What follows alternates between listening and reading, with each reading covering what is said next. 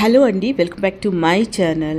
ఈ వీడియోలో నేను ఇప్పుడు రథసప్తమి పూజా విధానం, అలాగే ఆడవాళ్ళు సూర్యునికి ఆర్ఘ్యం ఇచ్చే విధానం కూడా తెలియజేస్తున్నానండి. అలాగే పూజకి ఏమేమి పెట్టుకోవాలి అవన్నీ కూడా మొత్తం ఇన్ఫర్మేషన్ మొత్తం ఈ వీడియోలో నేను మీకు తెలియజేస్తున్నానండి. వీడియో నచ్చితే లైక్ చేయండి, షేర్ చేయండి, నా ఛానల్ని సబ్స్క్రైబ్ చేసుకోండి. వీడియోని చివరి వరకు చూడండి, సో దట్ మీరు పూజని ఈజీగా చేసుకోవచ్చు. సో ముందుగా మనం ఆడవాళ్ళం ఆర్ఘ్యాన్ని ఎలా ఈజీగా సూర్య భగవానునికి ఇవ్వాలో చూద్దామండి. దీనికోసం ముందుగా మనం రాగి చెంబుని యూజ్ చేయాలి.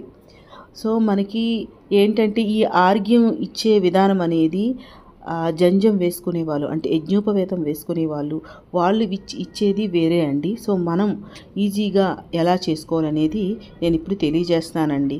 ప్రతి ఒక్కరం కూడా సామాన్యులమైనటువంటి మనందరం కూడా నిత్యం ఆచరించుకొని ఆ సూర్య భగవానుని ఆశీర్వాదాన్ని ఆరోగ్యపరంగా, ఐశ్వర్యపరంగా, సుఖం పరంగా ఏ విధంగా పొందొచ్చు అనే విశేషాలతో ఈ వీడియో ఉంటుందండి. స్కిప్ చేయకుండా ప్లీజ్ అండ్ లాస్ట్ వరకు చూడండి.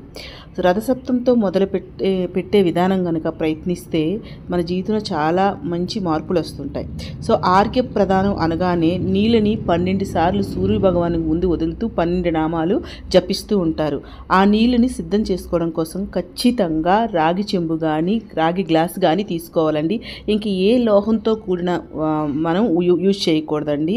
సూర్య భగవానికి రాగి చెంబు అన్న రాగి అన్న చాలా ప్రీతిపాత్రం అన్నమాట.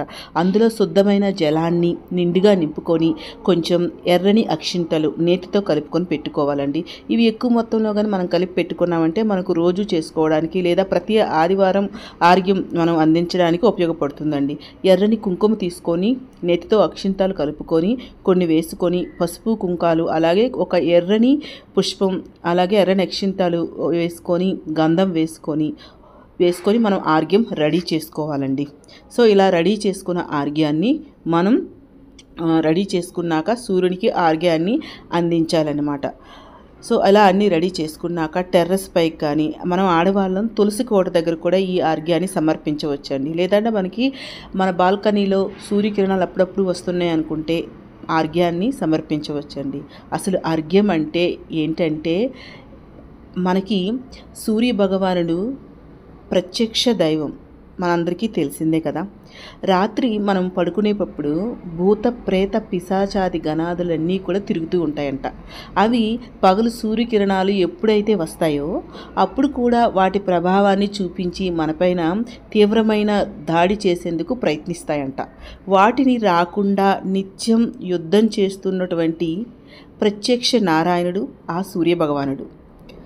ఎవరైతే గాయత్రి మంత్రంతో కూడి యజ్ఞోపవేదం ధరించి ఉంటారో, అంటే జంజం వేసుకుంటూ ఉంటారో, వారు ఆ మంత్ర సాధనతో కూడిన శక్తిని సూర్య భగవానుడికి అందించడం ద్వారా దుష్ట శక్తులతో నిత్యం స్వామివారు యుద్ధం చేస్తూ మనకి కిరణాలని అందిస్తూ ఈ సృష్టి మొత్తాన్ని కూడా ప్రత్యక్షంగా ఏలుతూ ఉన్నారన్నమాట. ఆ స్వామివారికి చేసే ప్రధానమే మనం చేసే అర్ఘ్యంగా పిలువబడుతుందన్నమాట. ఇలా నీటిని సిద్ధం చేసుకున్న తర్వాత మనం 12 సార్లు, అంటే సామాన్యులం ఎవరైనా సరే స్వామివారి 12 నామాలు ఇప్పుడు నీకు వీడియోలో కనిపిస్తున్నాయి కదా. ఓం మిత్రాయ నమః, ఓం రవయే నమః, ఓం సూర్యాయ నమః, ఓం భానవే నమః, ఓం ఖగాయ నమః, ఓం పూష్ణే నమః, ఓం హిరణ్యగర్భాయ నమః, ఓం మరీచయే నమః, ఓం ఆదిత్యాయ నమః, ఓం సవిత్రే నమః, ఓం అర్కాయ నమః, ఓం భాస్కరాయ నమః అంటూ ఒక్కొక్క నామాన్ని చదువుతూ కొంచెం నీటిని 12 సార్లు ఆ చెంబులో ఉన్న నీటిని మొత్తటిని కింద ఒక ప్లేట్ పెట్టుకొని ఆ ప్లేట్లో వదులుతారు. లేదా కొంతమంది మొక్కల్లో డైరెక్ట్గా వదిలేస్తారు. లేదా కొంతమంది పరిశుభ్రమైనటువంటి నేల అనుకుంటే నేల మీద వదులుతూ ఉంటారండి. ఆ తర్వాత ఆ నీటిని 3 సార్లు చల్లుకొని తొక్కనటువంటి మొక్కల్లో కానీ ప్రదేశంలో కానీ వేసేస్తాం. ఈ విధంగా సూర్య భగవానికి ప్రతినిత్యం ఎవరైతే అర్ఘ్యాన్ని సమర్పిస్తారో వాళ్ళ ఇంట గడప దాటి లోపల రావడానికి కూడా కష్టమైన, అనారోగ్యమైన భయపడుతూ ఉంటుందంట. నిత్యం ఎంతోమంది ఈ అర్ఘ్యాన్ని ఇలా సమర్పిస్తూ ఉంటారండి.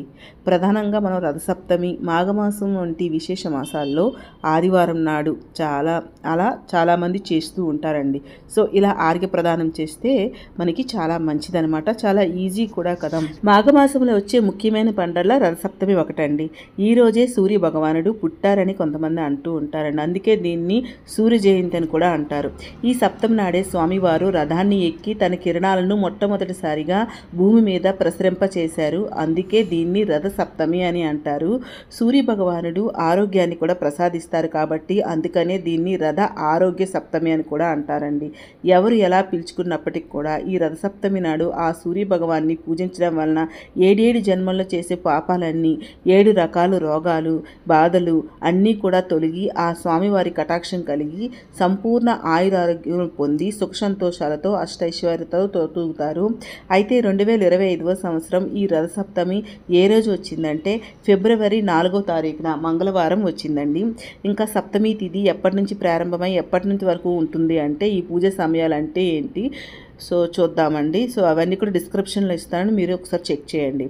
ఈ రథసప్తమి మీరు పూజ చేయడానికి ముందుగా కొన్ని ఏర్పాట్లు చేసుకోవాలి. సో అవన్నీ మీరు వీడియోలో చూశారు కదండి, అవన్నీ కూడా ముందు రోజే ఏర్పాటు చేసుకోవాలి.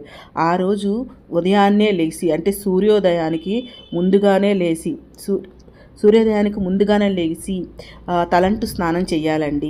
7 జిల్లేడు ఆకులు, 7 రేగిపళ్ళు, 7 శిరస్సుపై పెట్టుకొని స్నానం చేయాలండి. ఈ విధంగా చేయడం వల్ల 7 రకాల రోగాలు, 7 జన్మల్లో చేసే పాపాలు అన్నీ కూడా తొలగిపోతాయని అంటారండి. సూర్యుడు ఉదయించక ముందే ఈ స్నానం అనేది పూర్తి చేయాలి. అయితే ఈరోజు సూర్యోదయం ఎప్పుడు జరుగుతుందంటే అది ప్రదేశాలు బట్టి మారుతూ ఉంటుంది కదండి. సో అలా ప్రదేశాలు బట్టి మనకి ఒక రాష్ట్రాలు బట్టి మారుతూ ఉంటుంది. ఆ ప్రకారంగా మీరు సూర్యోదయానికి ముందుగానే మనం స్నానం చేసి సూర్యోదయానికి మీరు ఆర్ఘ్యాన్ని సమర్పించి సూర్య నమస్కారాలు చేసుకోవాలి. సో ఎలా చేయాలనేది మీకు వీడియో స్టార్టింగ్లోనే చెప్పానన్నమాట. సో స్వామివారు ఉదయించిన తర్వాత ఈ ఆర్ఘ్యాన్ని సమర్పించి స్వామివారికి నమస్కారం చేసుకోవాల్సి ఉంటుంది. ఆ తర్వాత ఇంట్లో పాలు పొంగించుకోవాలి. ఈ రోజున తప్పనిసరిగా పాలు పొంగించడం వలన మన ఇంట్లో సిరి సంపదలు, అష్టైశ్వర్యాలు కూడా అలానే పొంగి పొర్లుతాయని అర్థం అన్నమాట. అందుకే ఈరోజు తప్పనిసరిగా పాలు పొంగించే స్వామివారికి ఎంతో ఇష్టమైన పరమాణాన్ని తయారు చేయాలి. అయితే ఈ పరమాణం ఎలా తయారు చేయాలి, పాలు ఎలా పొంగించాలి అంటే ఇప్పుడు చూద్దామండి. దానికోసం ఒక ఇత్తడి గిన్నె ఒకటి తీసుకొని లేదా కొత్త గిన్నె ఏదైనా తీసుకోండి. ఇత్తడి గిన్నె లేకపోతే స్టీల్ గిన్నె అయినా తీసుకోండి. తీసుకున్న గిన్నెకి పసుపు కుంకాలు పెట్టుకొని అలంకరించుకోండి. తర్వాత గిన్నెలో పాలు వేసుకోవాలి. అది కూడా ఆవు పాలు తీసుకుంటే చాలా మంచిదండి. ఆవు పాలు దొరికితే తీసుకోండి, లేదంటే ఆవు పాలు శ్రేష్టం అండి. ఆవు పాలు మాత్రమే తీసుకోండి. ఆ పాలను పొంగించాలన్నమాట.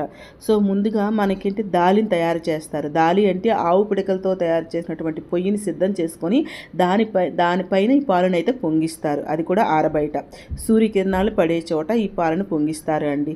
మీకు అవకాశం లేకపోతే అవకాశం ఉంటే అలా చేసుకోండి. అవకాశం లేని వారు స్టవ్ పైనే ఈ పాలను పొంగించుకోవచ్చండి.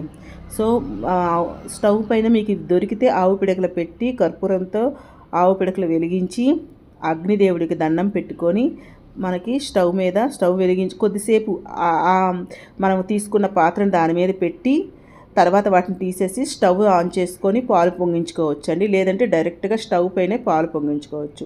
సో మనకి పాలు ఎటువైపోయినా పొంగొచ్చండి. ఇటు పొంగకూడదు, అటు పొంగాలి అనుకోకుండా ఎటు సైడ్ అయినా ఒక 3 సార్లు పొంగిన తర్వాత ఆ పాలలో బియ్యం వేసుకోవాలి. అయితే బియ్యంని కడగకూడదండి. బియ్యంలో కొంచెం నెయ్యి వేసుకొని మొత్తం నెయ్యితో ఆ బియ్యాన్ని అంతటి కూడా నెయ్యిని పట్టించి బియ్యం శుద్ధి అయిపోయినట్టు అనమాట. ఆ బియ్యాన్ని అందరూ కూడా ఇంట్లో ఉన్న సభ్యులందరూ కూడా కొంచెం 3 గుప్పెట్లు కొంచెం వేయాలండి. అంటే ఒక్కొక్కరు 3 గుప్పెట్లు వేయాలి. ఇంట్లో వాళ్ళకి వీలు కాదు అనుకుంటే మీరే వాళ్ళ పేరు చెప్పి మొత్తం కూడా బియ్యాన్ని 3 గుప్పెట్లు వేసుకొని సో మొత్తం పరమాన్నం రెడీ అయిపోతుందండి. మధ్యలో పడతాయంటే నీళ్లు వేసుకోండి. లేదు అనుకుంటే మెత్తం ఉడికిందో లేదో చూసుకోవడానికి గరిటె మాత్రం పెట్టకూడదండి. చెరుకు గడను యూజ్ చేయాలి. ఒక చెరుకు గడ తెచ్చుకొని ముందు రోజే తెచ్చుకొని 2 ముక్కలు చేసుకొని ఉంచుకోండి. నెక్స్ట్ డే పరమాన్నంలో చెరుకు గడతో కలుపుతూ స్వామివారికి వడ్డించడానికి కూడా ఆ చెరుకు గడనే యూజ్ చేయాలండి. సో ఇలా పరమాన్నం రెడీ అయిపోయిన తర్వాత అన్నం ఉడికిన తర్వాత బెల్లం తురుము వేసుకోవాలండి. బెల్లం తురుము కూడా వేసిన తర్వాత కొంచెం నెయ్యి వేసుకుంటే స్వామివారికి ఎంతో ఇష్టమైన అన్నం పరమాణం రెడీ అయిపోయినట్టేనండి. ఈ పరమాణంలో డ్రై ఫ్రూట్స్, కాజు, బాదం, కిస్మిస్ ఇలాంటివి ఏవి వేయకూడదండి. మనం నార్మల్గా అయితే చేసుకుంటాం కదా, ఎందుకంటే స్వామివారికి దంతాలు లేవని, స్వామివారు తినలేరని అంటూ ఉంటారు. అందుకే స్వామివారికి ఓన్లీ బెల్లం పరమాణం అంటే పాలు బెల్లంతో మాత్రమే చేసి స్వామివారికి పెడతారండి. ఇదైతే గుర్తుపెట్టుకోండి. ఈ గిన్నెతో పాటే మీరు అది రెడీ అయిన తర్వాత ఒక ప్లేట్లో తీసుకెళ్ళి పెడతాము అనుకోకూడదండి. గిన్నెతో పాటు డైరెక్ట్గానే స్వామివారి దగ్గర ఆ ప్రసాదాన్ని పెట్టేయాలన్నమాట. పూజలో నేరుగా తీసుకుని వెళ్ళి స్వామివారి పూజలో ఈ గిన్నెతో పాటు తీసుకెళ్ళి పెట్టేయాలి. తర్వాత స్వామివారికి నైవేద్యం ఎలా నివేద చేయాలి అంటే, దానికంటే ముందుగా స్వామివారికి ఎంతో ఇష్టమైన చిక్కుడుకాయల రథాన్ని ఎలా తయారు చేయాలో ఇప్పుడు చూపిస్తున్నాను కదండి. ఈ రథాన్ని అయితే తప్పనిసరిగా స్వామివారికి పూజలో పెట్టాలండి. దీనికోసం ముందుగా చిక్కుడుకాయలు తీసుకోండి. చిన్నవైనా పెద్దవైనా ఏవైనా తీసుకోండి. కొంచెం పిక్క పట్టినవి అయితే కొంచెం స్టిఫ్గా ఉంటుంది, లేతవి అయితే లూజుగా అయిపోతుంది. స్వామివారికి 7 గుర్రాలు ఉంటాయి, అందుకని మనము 7 చిక్కుడుకాయలు యూజ్ చేసుకోవాలండి. ఆ రథాన్ని మీరు ప్రిపేర్ చేయడానికి మీరు టూత్ పిక్స్ కొత్తవి తీసుకోవాలండి, లేదా చిన్న పుల్లలు కూడా చిన్న పుల్లలు ఉంటాయి కదండి, ఏమైనా కొత్తవి తీసుకొని రావాలి. కొత్తవి అంటే చెట్టు మీద ఉన్న చిన్న పుల్లలు కానీ అలాంటివి తీయాలండి. తీసుకొని ఇప్పుడు నేను చూపించిన విధముగా రెడీ చేసుకోవాలండి. సో ఇలా రెడీ చేసుకొని చిక్కుడుకాయలతో రథాన్ని, చిక్కుడు ఆకులలో ప్రసాదాన్ని, చిక్కుడు పువ్వులతో పూజని చేస్తారండి. ఇలా రథానికి పైగా 3 చిక్కుడుకాయలని తీసుకొని గోపురంలో పెట్టుకోవాలి. గోపురంతో పెట్టుకొని ఇలా రథాన్ని రెడీ చేసుకోవాలండి. చూసారు కదా, ఇలా చేసుకోవడం కూడా చాలా ఈజీ అండి. ఈ విధంగా 3 చిక్కుడుకాయలని రథానికి అటాచ్ చేసి రథం రెడీ అయిపోతుందండి. ఈ రథానికి ఇప్పుడు పసుపు కుంకుమలను అలంకరించుకోవాలి, చంద్రంతో కూడా అలంకరించుకోవాలి. తర్వాత ముందుగా తయారు చేసుకునే ఏర్పాట్లు ఏంటంటే, స్వామివారి రథం ముక్కు వేసుకోవాలండి. స్వామివారికి పూజ ఎక్కడైతే చేస్తామో అక్కడ పీఠాన్ని ఏర్పాటు చేసుకోవాలి. సూర్య భగవానుడు ప్రత్యక్ష దైవం కదండి, అందుకే పూజ ఎప్పుడు కూడా కిరణాలు పడే చోట చేసుకోవాలి. అంటే మేడ పైన కానీ, తులసి కోట దగ్గర కానీ, లేదా ఎండ పడే చోట ఎక్కడైనా ఈ పూజ చేసుకోవచ్చు అండి. తులసి కోట ఉన్నవారు తులసి కోట దగ్గర చేసుకుంటారండి. తులసి కోట లేని వాళ్ళు సూర్యకిరణాలు ఎక్కడ పడతాయో అక్కడ చేసుకోండి. సో ముందు రోజే మీరు ఆ ప్రదేశాన్ని అంతటినీ కూడా క్లీన్ చేసుకొని, పసుపు అన్నీ రాసుకొని, పీఠాన్ని ఏర్పాటు చేసుకొని తర్వాత రథం ముగ్గు వేసుకోండి. రథం ముగ్గు అయితే ఇలానే వేయాలని లేదండి, మీకు నచ్చినట్టుగా మీరు వేసుకోండి. చాలా రకాల రథం ముగ్గులు ఉంటాయి కదా, ఎలా వేసుకున్నా పర్లేదు. మీకోసం నేను ఇక్కడ ఒకటి చూపిస్తున్నానండి. అయితే స్వామివారికి రథానికి మాత్రం ఒక చక్రమే ఉంటుందంట, 2 చక్రం వేయకూడదటంట. ఇప్పుడు నేను చూపించిన విధంగా రథసప్తమి ముగ్గు వేసుకోండి. సో మీకు అందుకే అన్నీ చూపిస్తున్నా అండి. కొన్ని ముఖ్యమైన విషయాలు అయితే స్వామివారి పూజలో ఏం కార్యక్రమాలు చేయాలి. ఈ రథంలో కూడా స్వామివారిని వేసుకోవాలండి. స్వామివారి ఫోటో కానీ విగ్రహాలు కానీ ఉంటే స్వామివారి ఆ రథంలో పెట్టుకోవాలి. ఏమీ లేకపోయినా ఈ విధంగా నేను చూపించినట్టుగా బియ్యం పిండితో పసుపు కుంకుమలతో వేసుకొని స్వామివారికి పూజ చేసుకోవచ్చండి. రథం ముగ్గు మీకు చూపిస్తున్నాను కదా, ఈ ముగ్గులోనే పసుపు కుంకాలు నింపుకోవాలండి. ముగ్గుని కాస్త అందంగా తయారు చేసుకోవాలండి. సో మీరు కూడా మీకు నచ్చిన విధంగా రథం ముగ్గును వేసుకోండి. సో ఈ ఏర్పాట్లన్నీ కూడా పూజకి ముందు రోజే చేసుకోవాలండి. అన్నీ కూడా ముందు రోజే రెడీ చేసుకుంటే మంచిది, ఆ రోజు ఈజీ అయిపోతుంది అనమాట. ఇప్పుడు మీరు పీఠం ఏర్పాటు చేసుకున్నారు కదా, ఇప్పుడు ఆ పీఠం పైన స్వామివారి ఫేస్ ఉంటుంది కదండి, ఉంటే పెట్టుకోండి, లేదా లేకపోయినా సరిపోతుందండి. మీరు కావాలి అనుకుంటే మార్కెట్లో దొరుకుతుంది, లేదా మీరు ప్రత్యక్ష దైవం కాబట్టి లేకపోయినా పర్వాలేదండి. పూజ అయితే భక్తితో చేసుకుంటే సరిపోతుంది. చిక్కుడుకాయల రథం కూడా పెట్టుకుంటున్నాం కాబట్టి ఆ పీట పైన చిక్కుడుకాయల రథం పెట్టుకోవాలి. ఆ పీట పైన ముందుగా ఒక ఇత్తడి కానీ రాగి ప్లేట్ కానీ పెట్టుకొని దాంట్లో ఒక జిల్లేడాకులు యూజ్ చేయాలండి. జిల్లేడాకులు పూజలో పెడితే చాలా మంచిదన్నమాట. సో స్వామివారికి చేసే పూజ ఉదయం వేళల్లో మాత్రమే చేస్తామండి, సాయంత్రం వేళల్లో చేయము. ఉదయం వేళల్లో మాత్రమే చేయాలి. పూజా సమయాలన్నీ కూడా మీకు ఒక వీడియో చేశానండి, ఒకసారి చూడండి. ఒక ప్లేట్లో ఆ పీట పైన ఒక ప్లేట్ పెట్టుకొని ఆ ప్లేట్లో గోధుమలు వేసుకోవాలి. ఎందుకంటే స్వామివారికి చాలా ఇష్టం గోధుమలు అంటే, అందుకే ఒక ప్లేట్లో కానీ జిల్లేడు ఆకుల్లో కానీ గోధుమలు గోధుమలు వేసుకోవాలండి. గోధుమల పైన కూడా పసుపు కుంకుమలు ఉంచి ముందుగా తయారు చేసుకున్న చిక్కుడికాయ రథాన్ని పెట్టుకోవాలన్నమాట. దానిపైన పెట్టుకొని ఆ రథం లోపల మీరు స్వామివారిని కూడా పెట్టుకోవాలి కదా, అందుకొని ఒక తమలపాకు తీసుకొని ఆ తమలపాకు పైన చందనం కుంకుమలతో స్వామివారిని వేసుకోవాలండి. వేసుకొని ఎర్ర చందనం అంటే స్వామివారికి చాలా ఇష్టం, అందుకని మార్కెట్లో దొరుకుతుందండి. మీకు దొరికితే ఎర్ర చందనం యూజ్ చేసుకొని ఇలా సూర్య భగవానుడిగా వేసుకొని మీరు ఆ చిక్కుడికాయ రథంలో పెట్టుకోండి. ఇలా పెట్టుకున్నాక మీరు పూజ ప్రారంభించుకోవచ్చండి. అలాగే పూజలో చెరుకు గడ్డలు కూడా పెట్టుకోండి, చాలా మంచిదండి. ఇప్పుడు మార్కెట్లో మనకి దొరుకుతున్నాయి కాబట్టి చెరుకు గడ్డలు తీసుకొని మీరు కొనుక్కొని పెట్టుకోండి. స్వామివారికి రథాన్ని పెట్టుకున్నాము, అలాగే స్వామివారికి రథానికి ఉండే అశ్వాలు అంటే గుర్రాలు కూడా పెట్టుకోవాలి కదండి. అందుకే దానికోసం స్వామివారికి ఎంతో ఇష్టమైన రేగి పళ్ళును తీసుకొని ఒక 7 రేగి పళ్ళును పెట్టుకోవాలండి. సో ఇక్కడ మీకు పళ్ళు దొరకపోతే కాయలేని ఉంటాయి కదా, అవి తీసుకొని 7 అశ్వాలు ఉంటాయి కాబట్టి 7 రేగి పళ్ళుని మనకి ఆ రథానికి ముందు పెట్టుకోవాలండి. అంటే మనము ఇక్కడ అశ్వాలు అంటే కిరణాలండి. కిరణాలు మనపైన ప్రసరింపజేసే స్వామివారు మనపైన ప్రసరింపజేసే కిరణాలు కాబట్టి ఆ కిరణాల రూపంలో మనం 7 దీపాలను కూడా పెట్టుకోవాలన్నమాట. ఆ 7 దీపాలే 7 కిరణాలుగా మనము ప్రార్థించుకోవాలి. సో ఇలా 7 దీపాలు పెట్టుకోవాలి. ఈ 7 దీపాలతో పాటు మీరు ఇంకేమైనా దీపపు కుదులు పెట్టుకోవాలంటే పెట్టుకోవచ్చండి. ఈ పూజ మేము ఎప్పుడు చేయలేదండి. పూజ చేయడానికి ఏదైనా ఆచారం ఆనవాయితీ ఉండాలంటే ఏమీ ఉండవసరం లేదండి.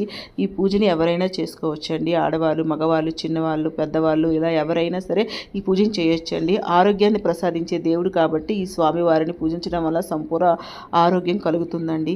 ఒకవేళ మాకు ఈరోజు పూజ చేయడం కుదరడం లేదు, మళ్ళీ ఎప్పుడు చేసుకోవచ్చు అంటే మాఘమాసంలో వచ్చే ఏ ఆదివారం అయినా సరే ఈ పూజను చేసుకోవచ్చు. దీపపు కుందుల్లో ఆవు నూనె కానీ నువ్వుల నూనె కానీ వేసుకోవాలండి. మీకు దీపారాధన దగ్గర మీ దగ్గర ఉంటే ఎర్రని ఒత్తులు వేసుకోండి, లేదంటే మామూలుగా ఎప్పుడు యూజ్ చేసే ఒత్తుల్ని యూజ్ చేసి మీరు పూజ చేసుకోవాలి. అయితే పూజలో మీరు తప్పనిసరిగా వినాయకుడిని పెట్టుకోవాలండి. ముందుగా ఆ గణనాథునికి పూజ చేయాలి. సో మనం పసుపు ముద్దను చేసుకొని పెట్టుకోవాలండి.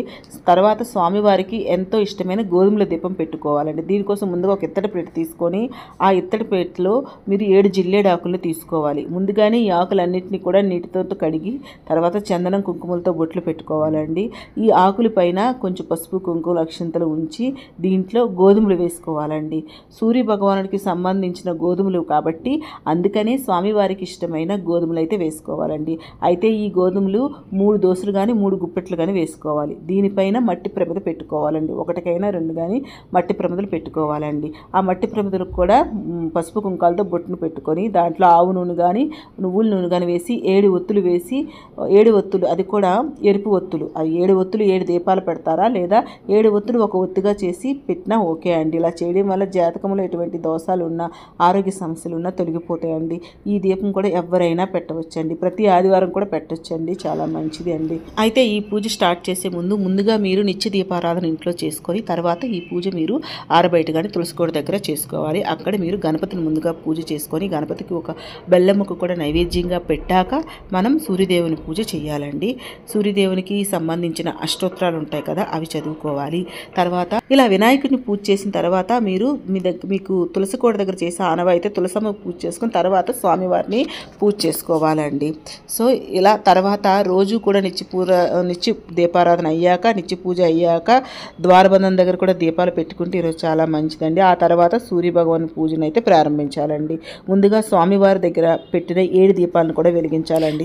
ఆ తర్వాత గోధుమ దీపాన్ని కూడా వెలిగించి ఈ దీపాలన్నింటి దగ్గర కూడా కొంచెంగా పసుపు కుంకుమ అక్షింతలు వేసి ముందుగా ఆ దీపాలకి దండం పెట్టుకోండి. మనం ఈ పూజ బయట చేస్తాం కాబట్టి గాలి వచ్చే అవకాశం ఉంది కాబట్టి దీపాలు కొండెక్కకుండా ఏదైనా జాగ్రత్తలు అయితే తీసుకోండి. ఇప్పుడు రథంలో ఉండే స్వామివారి దగ్గర కొంచెం పసుపు కుంకుమ అక్షింతలు వేసి అలాగే పత్తి వస్త్రాన్ని కూడా వేసి స్వామివారికి అగరబత్తులు చూపించి అలాగే స్వామివారికి ఆహ్వానం పలికి మీరు దండం పెట్టుకోండి. మనం ఎండపడే చోట చేస్తాం కాబట్టి ఆ కిరణాలు ఎక్కడైతే పడతాయో స్వామివారు అక్కడికి విచ్చేసినట్టు అర్థం అనమాట. ఆ స్వామివారికి ఎంతో ఇష్టమైన ఎర్రని పువ్వులతో కానీ జిల్లేడు పువ్వులతో కానీ తులసి దళాలతో కానీ ఎర్రని అక్షింతలతో కానీ పూజ చేయొచ్చండి. పూజ చేసేటప్పుడు స్వామివారి అష్టోత్తరాలు కానీ సూర్యాష్టకం కానీ ఆదిత్య హృదయం కానీ సూర్య సహస్రనామం కానీ చదువుకుంటే చాలా మంచిదండి. ఇవేవి మేము చదవలేము, మాకు అంత టైం లేదండి, మాకు నోరు తిరగదు అనుకునే వాళ్ళు స్వామి స్వామివారి శక్తివంతమైన ద్వాదశ నామాలు మీకు వీడియోలో స్టార్టింగ్ చూపించాను కదా, ఆ 12 నామాలు చదువుకున్న స్వామివారి కటాక్షం అనేది కలుగుతుందండి. లేదంటే స్వామివారి మంత్రాలు ఓం సూర్యనారాయణాయ నమః, ఓం సూర్యాయ నమః, ఓం భాస్కరాయ నమః, ఓం ఆదిత్యాయ నమః, ఓం మార్తాండ నమః అనే మంత్రాలు చదువుకుంటూ సరే ఈ పూజను చేసుకోవచ్చండి. కనీసం సెల్ ఫోన్లో అయినా పెట్టి స్వామివారి మంత్రాలు పెట్టి అవి వింటూ పూజ చేసుకోండి. ఇంట్లో ఉన్న సభ్యులందరూ కూడా ఈ రోజున ఆ స్వామివారి కిరణాలు పడే చోట కూర్చొని ఆ స్వామివారిని పూజించినట్లయితే ఆ స్వామివారి ఆశీర్వాదంతో ఆయుర ఆరోగ్యాలు అష్టైశ్వర్యాలు కలుగుతాయి. ఒకవేళ మీరు ఇంట్లో ఈ పూజ లేకపోతున్నాం అనుకుంటే కనీసం ఆమె స్వామివారి గుడికి వెళ్ళైనా ఆ స్వామివారిని పూజ చేసుకోండి. అయితే స్వామివారి గుడులన్నీ చాలా అరుదుగా ఉంటాయి కదా, అయితే మీకు దగ్గరలో ఉంటే వెళ్ళండి. లేదంటే ఇంట్లోనే చక్కగా మన ఎదురుగానే స్వామివారి ప్రత్యక్షంగా ఉంటారు కాబట్టి ఆ స్వామివారిని పూజ చేసుకుంటే మంచిదండి. ఈరోజు ఉదయం నుండి సాయంత్రం వరకు ఉపవాసం ఉండాలి అనుకునే వాళ్ళు ఉండొచ్చండి. లేదంటే ఉదయం స్వామివారి పూజ అయినంత వరకు ఉపవాసం ఉండి పూజ చేసుకోవచ్చండి. ఈరోజు సాత్వికమైన ఆహారం తీసుకోవాలండి. ఇలా పూజ చేసుకుంటే చాలా మంచిదన్నమాట.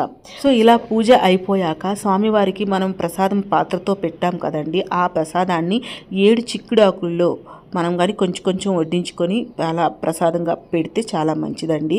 పూజ అంతా అయిపోయాక స్వామివారికి నివేదన చేస్తున్నట్టు మీకు చిక్కుడాకులు దొరకకపోతే తమలపాకుల్లోనైనా కొంచెం కొంచెం ఆ ప్రసాదం వేసి ఆ చెరుగడతోనే వేసి ఒక్కొక్క రేగిపండు కూడా పెట్టి స్వామివారికి దండం పెడితే చాలా మంచిదండి. ఈ విధంగా పూజ చేయండి. మీకు వీడియో నచ్చితే మాత్రం ప్లీజ్ అండి లైక్ చేయండి, షేర్ చేయండి, నా ఛానల్ని సబ్స్క్రైబ్ చేసుకోండి.